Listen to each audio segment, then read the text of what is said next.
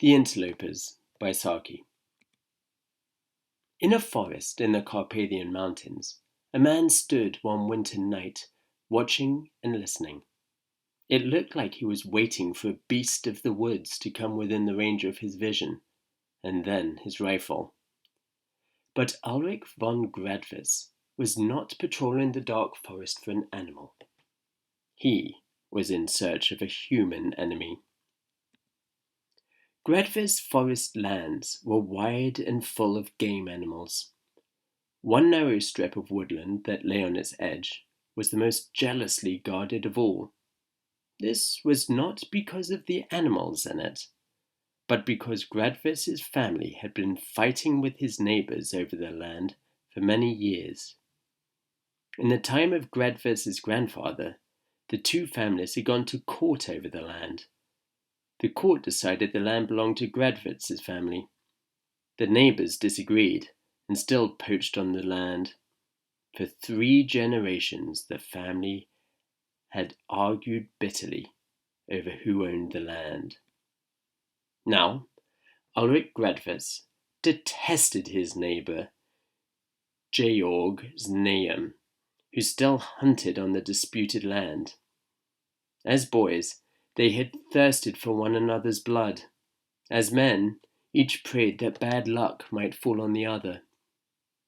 This windy winter night, Ulrich had banded together his foresters to watch the dark for the neighbors' men.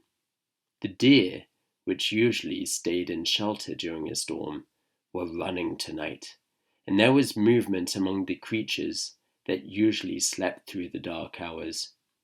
No doubt someone was disturbing the forest. Ulrich was sure it was his neighbor. He walked far away from his men, down the steep slopes. He peered through the tree trunks and listened through the whistling of the wind for sight and sound of the neighbor. He wished on this wild night he would come across Georg Znaeum, man to man, with no witnesses. And as he stepped around the trunk of a huge beech tree, he came face to face with his neighbor. The two enemies glared at each other. Each had a rifle in his hand. Each had hate in his heart and murder in his mind. But it was not easy to shoot down a neighbor in cold blood. Before the moment of hesitation had given way to action, nature's own violence overwhelmed them both. A fierce shriek of the storm had been answered by a crash over their heads, and before they could leap out of the way, a tree thundered down on them. Ulrich von Gradvis found himself stretched on the ground, one arm numb beneath him, and the other trapped in branches, while both legs were stuck beneath the fallen tree. His heavy shooting boots had saved his feet, but he could not move from his present position without someone helping him. The tree had slashed the skin off his face, and he had to wink away some drops of blood from his eyelashes before he could see. At his side, so near that under ordinary circumstances he could almost have touched him, lay Georg Znaeum, alive and struggling, but obviously also helplessly stuck under the branches. Relief at being alive and exasperation at being trapped brought a strange mix of pious thanks and sharp curses to Ulrich's lips. Georg, who was nearly blinded with the blood in his eyes, stopped his struggling for a moment to listen, and then gave a short, snarling laugh. "So you're not killed as you ought to be, but you're caught anyway," Georg cried. "What a joke! Ulrich von Gradvis snared in his stolen forest. There's real justice for you." And he laughed again, mockingly and savagely. "I'm caught in my own forest land," said Ulrich. "When my men come to release us, you'll wish, perhaps, that you were in a better situation than caught poaching on a neighbor's land. Shame on you!" Georg was silent for a moment. Then he answered quietly, Are you sure that your men will find much to release? I have men too in the forest tonight, close behind me, and they will be here first and do the releasing.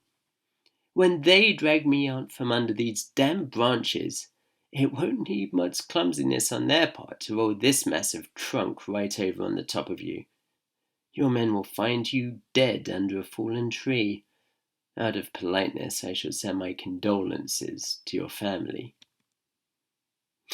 "So now I know what you intend," said Ulrich fiercely. "My men had orders to follow in 10 minutes' time, 7 of which must have gone by already, and when they get me out, I will remember it. Only as you will have met your death poaching on my lands, I don't think I can send any message of condolence to your family." "Good," snarled Georg. "We fight this quarrel out to the death. You and I and our foresters, with no cursed interlopers to come between us. Death and damnation to you, Ulrich von Gradwitz." "The same to you, Georg's name, forest thief, game snatcher." Both men knew it was just a matter of luck whose men would arrive first on the scene. Both had now given up the useless struggle to free themselves from the mass of wood that held them down. Ulrich took his wine flask from his pocket, and after some time he got the top off and drank some wine. What a heaven-sent draught it seemed! Little snow had fallen as yet, so the two captives suffered less from the cold than might have been the case at that season of the year. Nevertheless, the wine was warming and reviving to the wounded man. He looked across with pity to where his enemy lay, trying not to groan with pain and weariness. "Could you reach this flask if I threw it over to you?" asked Ulrich suddenly. "There's good wine in it, and one may as well be as comfortable as one can. Let's drink, even if tonight one of us dies." "Now I can scarcely see anything. There's so much blood caked around my eyes," said Georg. "And in any case, I don't drink wine with an enemy." Ulrich was silent for a few minutes and lay listening to the wind. An idea was slowly forming and growing in his brain, an idea that gained strength every time that he looked across at the man who was fighting against pain and exhaustion. In the pain and fatigue that Ulrich himself was feeling, the old fierce hatred seemed to be dying down. "Neighbor, do as you please if your men come first," said Ulrich. "But as for me, I've changed my mind. If my men are the first to come, you shall be the first to be helped, as though you were my guest. We've quarreled like devils all our lives over this stupid strip of forest, where the trees can't even stand upright in a breath of wind. Lying here tonight, I've come to think we've been fools. There are better things in life than getting the better of a boundary dispute. Neighbor, if you'll help me to bury the old quarrel, I'll ask you to be my friend." Georg's name was silent for so long that Ulrich thought perhaps he had fainted with the pain of his injuries. Then he spoke slowly and in jerks. "How the whole region would stare and talk if we rode into the market square together. No one living can remember seeing a Snaeum and a von Gradwitz talking to one another in friendship. If we choose to make peace among our people, there's none other to interfere, no interlopers from outside. You would come and celebrate on New Year's Eve beneath my roof, and I would come and feast on some high day at your castle. I would never fire a shot on your lands, save when you invited me as a guest. And you should come and shoot with me down in the marshes where the wildfowl are. all the countryside there are none that could stop us if we willed to make peace. I never thought to have wanted to do other than hate you all my life. But I think I've changed my mind about things too this last half hour. And you offered me your wine flask. Ulrich von Gradfitz, I will be your friend. For a time both men were silent, turning over in their minds the wonderful changes that this dramatic reconciliation would bring about. In the cold, dark forest, with the wind gusting through the naked branches and whistling around the tree trunks, they lay and waited. Each prayed a private prayer that his men might be the first to arrive, so they could be the first to show honourable attention to the enemy that had become a friend. Now, as the wind dropped for a moment, Ulrich broke the silence. "Let's shout for help," he said. "Our voices may carry a little way." "They won't carry far through the trees and undergrowth," said Georg. "But we can try. Together, then." The two raised their voices in a prolonged hunting call. "Together, again," said Ulrich a few minutes later. "I heard nothing but the wind," said Georg.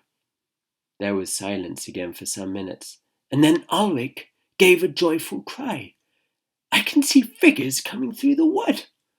They're following in the way I came down the hillside." Both men raised their voices in as loud a shout as they could manage. "They hear us! They've stopped! Now they see us! They're running down the hill towards us!" cried Ulrich. "How many of them are there?" asked Georg. "I can't see clearly," said Ulrich. 9, 10? "Then they are yours," said Georg. "I had only 7 out with me." "They're making all the speed they can, brave lads," said Ulrich gladly. "Are they your men?" asked Georg. "Are they your men?"